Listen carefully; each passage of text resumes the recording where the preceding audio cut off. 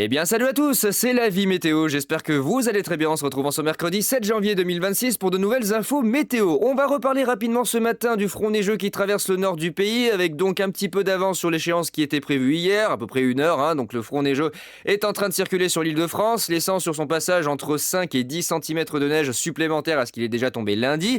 Localement, on dépasse comme prévu les 10 cm autour de l'île de France et du côté des Hauts-de-France. Ça va se décaler en direction de l'Est pour ce soir et la nuit prochaine, pouvant donner quelques centimètres en pleine sur la moitié Est. On va aller voir ma vigilance que j'ai mis à jour. Et ensuite, on va s'intéresser à l'événement principal de la fin de semaine, la tempête Goretti. Bah oui, consonance italienne, mais tempête bien française qui va donc traverser la moitié nord du pays avec de grosses incertitudes sur sa trajectoire finale et surtout l'intensité des rafales de vent sur la Manche. Là, il y a vraiment de gros doutes, même si les modèles sont globalement en accord. On n'arrive pas à déterminer pour le moment l'intensité des rafales de vent entre le nord de la Bretagne, la Normandie et les Hauts-de-France. Il y a des hésitations. Alors, il y a pas mal de modèles qui commencent à s'accorder vers un scénario assez violent, il faut le dire, pour le département de la Manche et les départements de la Normandie, notamment le Calvados et la Seine-Maritime, où on pourrait, si vraiment ça se confirme d'ici demain matin, dépasser les 150 km/h sur les caps exposés. Je pense notamment au département de la Manche, et ponctuellement 110 à 130 km/h dans l'intérieur des terres. Je vais en parler juste après avec les modèles. Sans plus tarder, on va aller vers ma vigilance, donc la mise à jour de ma vigilance, LVM Vigilance, que je vous avais montré hier. Donc j'ai mis aujourd'hui, là ce matin, la mise à jour. J'ai mis encore plus de 2 heures pour arriver à déterminer les vigilances de J+1 et J+2, donc ça demande énormément de travail, c'est pas quelque chose qui est fait au pif. J'ai rajouté notamment la Saône-et-Loire, la Côte d'Or, la Haute-Marne en vigilance renforcée pour cet après-midi, puisque le front neigeux va avancer un petit peu plus vite que prévu, et résultat, ça apportera plus de neige que ce qui était envisagé de base, notamment sur la partie ouest de ces départements-là. On attend entre 3 et localement 7 cm de neige. Ça neige bien sur l'île de France comme prévu, 5, 10 voire un peu plus centimètres de neige actuellement. Ça a 1 heure d'avance, donc du coup au niveau du timing, c'est pas forcément l'idéal pour la circulation routière. Vous avez reçu d'ailleurs des consignes vous invitant à ne pas vous déplacer. Il y a une interdiction de circulation des poids lourds. C'est une bonne chose, même si ça emmerde, c'est une bonne chose, parce que sur les routes c'est déjà la galère. Je crois qu'on est pas loin des 950 km de bouchons sur la région parisienne. Ça touche une grosse partie nord du pays, les Hauts-de-France, la région centre, le Limousin, le nord de l'Auvergne, et maintenant ça se décale en direction de la Bourgogne-Franche-Comté et de l'Alsace. Donc vous allez recevoir quelques centimètres d'ici ce soir sur cette zone-là que j'ai rajouté, et ensuite dans la soirée ça se décalera notamment en direction des Vosges, en direction du Jura, de la région Rhône-Alpes, où vous pourriez avoir éventuellement des traces de neige en pleine, comme j'avais dit hier, sur la région lyonnaise, en direction des Alpes, pourquoi pas, l'Ain et les plaines ici du nord-est. Donc ça c'est pour la journée de mercredi, je ne vais pas y revenir, on en a assez parlé hier. Je vais directement aller voir la tempête Goretti. Et voilà, ma che tempête Goretti va faire le bordel. Bah oui, la tempête Goretti qui va arriver du coup dans la soirée de jeudi, après-midi de jeudi, mais c'est surtout dans la soirée que les vents les plus forts sont attendus. Et j'ai déjà la certitude sur les prévisions que ces départements-là vont être touchés par un événement intense, à savoir le Finistère, les Côtes-d'Armor, la Manche, le Calvados, l'Eure et la Seine-Maritime pour le jeudi soir, où on attend des rafales entre 120 et 140 km/h sur les zones côtières et ponctuellement 100 à 110, voire 115 dans l'intérieur des terres.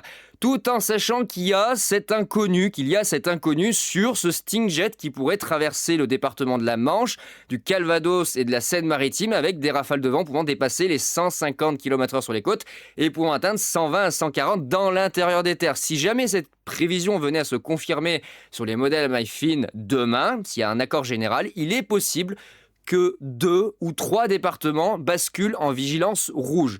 Je ne vais pas le faire pour le moment. Je ne peux pas me permettre de placer des départements en vigilance rouge à cette échéance. C'est beaucoup trop tôt et il y a trop d'inconnus dans le déplacement du cœur de la dépression.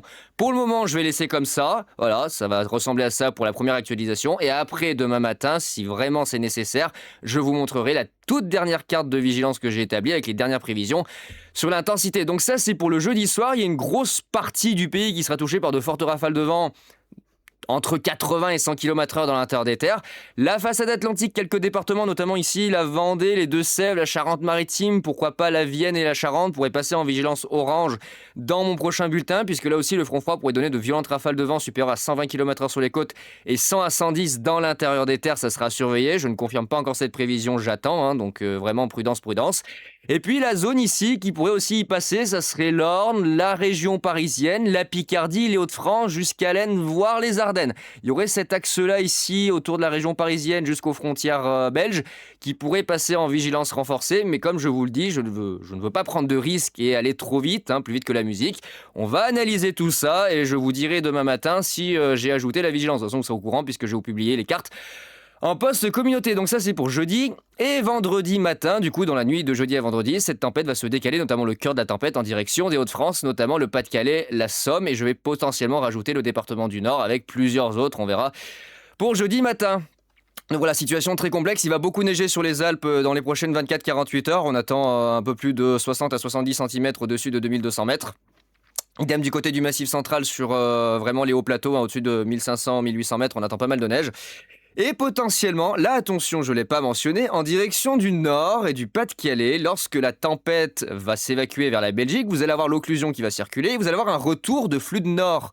Et dans ce retour de flux de nord, il va y avoir de l'air froid qui va s'engouffrer. Et avec les précipitations, si vous avez de l'isothermie, vous risquez d'avoir un phénomène limite tempête de neige. Attention, c'est pas à prendre au pied de la lettre, je vous dis pas ça, il va y avoir une tempête de neige. Non, il y a possibilité que par isothermie avec l'abattement de vent de nord, il y ait possiblement des chutes de neige qui se mélangent aux violentes rafales de vent sur le département du Nord et du Pas-de-Calais. C'est vraiment hypothétique, c'est de mon point de vue, de ce que j'ai vu par rapport aux paramètres atmosphériques, voilà, les températures à 1500 mètres, les températures à 5500 mètres, les rafales de vent, enfin bref, j'ai regardé plein de paramètres et potentiellement ça serait possible que vous ayez de la neige qui se rabatte avec le vent de nord sur ces deux départements. Affaire à suivre. Donc voilà pour la vigilance de la tempête Goretti. On va juste aller voir rapidement les modèles, juste pour vous montrer les disparités qu'il y a. Bon, on voit le bordel de neige voilà, sur la région parisienne, c'est la fin du monde. Oh mon Dieu, l'Île-de-France. Deuxième épisode de neige. 5 cm, 9 cm au centre de Paris. Bah c'est bien. Là, c'est vraiment pour le coup une bonne vigilance renforcée qui est bien méritée avec 10 cm de neige. C'est vrai que c'est le bordel. 7 cm. 3 cm. Donc là, franchement, ouais, 8 cm. Donc ouais, autour de la région parisienne et dans Paris, vous êtes entre 7 et 10 cm de neige. Alors si on regarde nos chers modèles pour les rafales de vent, j'aimerais vous montrer ici l'accord qu'il y a entre le modèle allemand, le modèle ICON, qui voit donc ici, regardez, des rafales de vent plus prononcées sur le département du Finistère, des Côtes d'Armor, le département de la Manche qui pourrait être candidat, pourrait être en tout cas le plus touché par les rafales de vent, et ponctuellement du 120-140 sur les côtes et du 100-110-115 dans l'intérieur des terres. Le département du Calvados, l'Eure, la Seine-Maritime, une partie de l'Île-de-France, on voit l'Eure-et-Loire, les Yvelines, en direction du Val d'Oise, en direction de l'Oise, la Somme. Ensuite, ça se déplace vers la Belgique. Et là, il a renforcé les vents le vendredi matin, notamment sur le Nord et le Nord-Pas-de-Calais. Donc, je vais certainement faire évoluer ma vigilance. Mais j'attends vraiment confirmation par les modèles à maille fine. Et ensuite, ça s'évacue en direction de la Belgique. Et je crois que lui arrive à voir, regardez, le petit aspect. Et oui, il le voit, regardez, le petit... Et il le voit. Il le voit sur l'échéance de ce midi, enfin en tout cas là de 10h. Regardez, l'occlusion neigeuse, il la voit. Il voit ce que je vous expliquais sur le département du Nord et du Pas-de-Calais. Oh là là là là là là, il voit l'occlusion neigeuse, donc potentiellement un effet tempête de neige sur le Pas-de-Calais et le Nord. Je veux pas vous affoler avec le mot tempête de neige, mais si c'est prévu comme ça, là potentiellement vous aurez une grosse situation. C'est-à-dire qu'il va littéralement y avoir des rafales de vent, regardez, il va littéralement y avoir des rafales de vent à 110 km/h dans l'intérieur des terres avec de la neige. C'est relativement rare quand même comme situation d'avoir des occlusions neigeuses dans les tempêtes aussi intenses. Vous voyez, Pas-de-Calais et Nord, on pourrait avoir potentiellement des rafales à 110-120 avec de la neige. Oh, c'est assez délirant quand même. Vous voyez, une petite couche de neige qui se rajoute. Oh, c'est assez délirant. Affaire à suivre, le modèle GFS, il décampe pas de sa position sur l'intensité des rafales pour le département de la Manche, notamment ici du côté du nord du Finistère, le nord des Côtes d'Armor, mais surtout la Manche, le Calvados, l'Eure et la Seine-Maritime, où il voit littéralement du 150 sur les côtes, du 110-120 dans l'intérieur des terres, et ça se dirige au nord de Paris par la Picardie, ça s'évacue en direction des Ardennes, des Hauts-de-France et de la Belgique. Il y a encore des hésitations sur la trajectoire finale ici du cœur de la dépression et surtout ce phénomène possible de Stingjet qui ramènerait des rafales très violentes et ensuite potentiellement le rabattage de nord sur les Hauts-de-France avec cette neige. Je crois qu'il ne le voit pas, le modèle GFS, le rabattage. Ah, si léger, si, très léger. Très léger, mais il voit le petit rabattage de nord. Il le voit très léger. Si, il le voit. Ça va, il le voit. ICON est assez prononcé, mais il arrive à le voir. Je crois que c'est à Rome qu'il le voit pas très bien. Il me semble que Rome ne voit pas le rabattage de nord avec la neige. Du moins, pas encore. Ouais, il le voit pas encore, il voit ça plus au nord, vraiment sur l'extrême nord des départements, ça commence à apparaître, donc affaire à suivre dans les prochaines échéances. Si d'ici demain il décale le système plus au sud, il y a fort à parier que vous soyez concerné par l'occlusion neigeuse de la tempête. Ça sera à suivre de très près. Rome qui, pour l'instant, voilà, on voit quelque chose de classique. Pour lui, la zone la plus violente passe sur le sud des îles britanniques. Ouais, vraiment l'extrême nord du département de la Manche, ponctuellement quand même du 100, 110, 120 dans l'intérieur des terres, du 130 sur les côtes, en direction de la Normandie, voilà, la Seine-Maritime, bon c'est quelque chose de classique, hein, vraiment. On a les traces des grains orageux et le passage du front froid dans l'ouest, hein, notamment entre la Bretagne et Poitou-Charentes, avec l'ouest des Pays de la Loire, avec localement du 120, 130 sur les côtes, 100, 110 dans l'intérieur des terres. Une grosse moitié nord du pays sous du 90, peut-être localement 100 km/h, à voir si ça se confirme sur les prévisions de demain matin. Et ensuite, ça s'évacuera en direction de l'Est. Donc voilà, la situation est très compliquée. La situation est très compliquée. Les chutes de neige, voilà, regardez, qui se décalent en direction de l'Est. Donc j'ai bien fait de déplacer la vigilance sur ces 3 départements-là. J'aurais pu éventuellement rajouter la Haute-Saône. Ouais, à voir, franchement, je suis un peu dubitatif. J'aurais pu peut-être éventuellement pu rajouter ce département. Et pour le moment, c'est pas ce qui était prioritaire pour moi. Il y a le modèle Ukmo qui est assez agressif. Regardez le modèle Ukmo qui est assez agressif, avec là, lui, des prévisions, bon, faut le dire, un peu extrêmes, hein, sur le département de la Manche. Il voit du 160 km/h, 150 dans l'intérieur des terres, enfin, je sais même pas. Lui, vraiment, voilà, il fait pas de chichis, et il fout du 170 sur les côtes, du 150 dans l'intérieur des terres, et puis basta, hein, c'est vraiment, à lui, il veut tuer la Manche. Ok, bon, pourquoi pas. À voir si ce scénario se confirme. Donc cette tempête est compliquée à prévoir. Elle est déjà en train de se former. Attendez, on va aller sur Windy. Regardez, elle est déjà en train de se former. Cette tempête, elle est là. Satellite. Voilà, c'est elle. C'est elle la tempête qui va remonter, qui va se former et qui ensuite, au contact de l'air froid qui arrivera ici par la mer du Labrador, va se renforcer. Et elle va être jetée directement sur la France. Alors c'est peut-être pas celle-là, c'est là. C'est elle. C'est ce truc-là qui va évoluer en tempête. On voit d'ailleurs ici l'effet de ciseaux qui est en train de se faire sur les vents en altitude. Donc là, on a le détachement du jet stream qui commence à se faire. Et on a l'appel progressif de l'air froid via la mer du Labrador qui va venir renforcer le système. Et ensuite, on va avoir un enroulement qui va se faire au niveau de la Bretagne.